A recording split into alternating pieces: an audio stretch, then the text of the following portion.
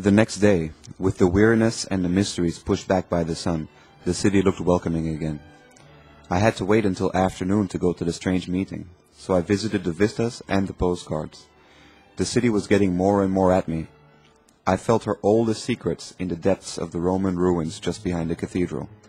I watched the cats, her most timeless inhabitants. They must have been playing just the same way when the Roman theater was full of laughter and applause.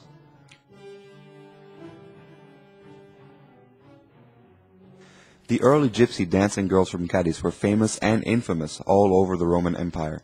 The most famous one is even known by the name Telethusa.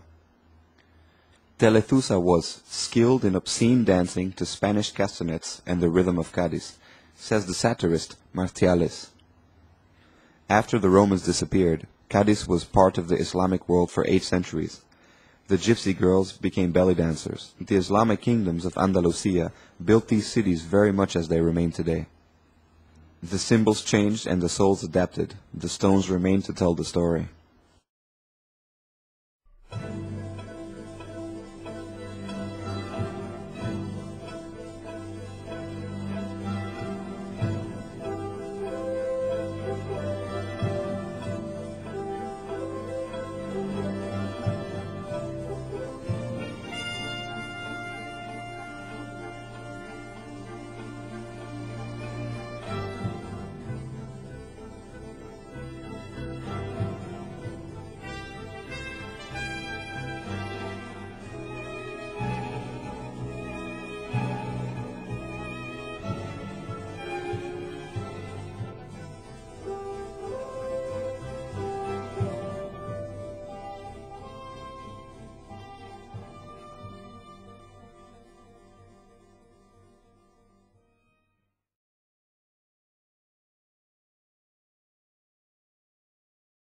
I ventured into the new city, laid out behind the endless and beautiful beaches on the west side of the narrow peninsula. It was a thriving and cheerful place, but I soon missed the old town with its cool shades and its mysteries. It's almost 3 o'clock. It's time to go. Why would anybody want to meet me in the vast and desolate salt pans around the city? Well, I guess the lonelier the better. It was a short drive outside the gates of the old city. I had found shelter inside her walls and her narrow streets, and here I felt particularly exposed and vulnerable. The emptiness of these spaces is as ancient as a Roman theater. The salt was already being exploited back then.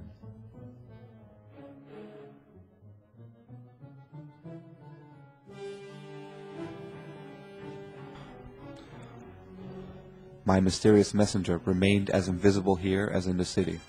It was a pointless excursion. Or was the meaning of it elsewhere? As I walked the streets again at night, I tried to puzzle the pieces together to make some sense. The identical suitcase with the identical initials is a rare coincidence, but there's nothing supernatural about it. The messages are sent to confuse me, or maybe to get me away from my room for some reason or other. What does it all boil down to? Who is watching and following me? Is it Mr. Paxton Armitrade himself? But what's in a name? I tried to figure it out on paper. It's crazy the way the mind wants to find meaning, even with the worst nonsense. Arm and trade. Arms trade? Someone is messing with my head, so much is sure. It must have to do with the contents of the suitcase. I'm tempted to pry it open, but what if it explodes? Or if it contains something even worse? Something really dirty.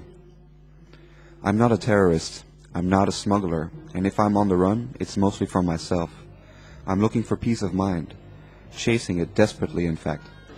That's why I look for somewhat forgotten places, quiet corners with an interesting past and a livable present. Where better than to look than in Europe's oldest city?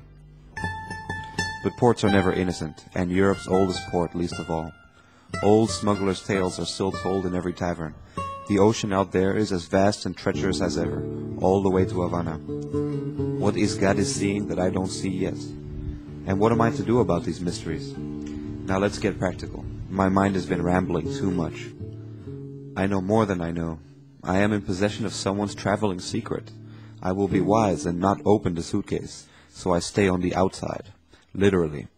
I didn't take the suitcase to the mysterious meeting because I wasn't told to do so, and also because I would have made an easy target. Paxton Armitrade or his people know where I'm living. They could have easily stolen the suitcase or switched it again, but they didn't, so they have further use for me. And I know even more. The phone number on the suitcase, it points to Kingston, Jamaica.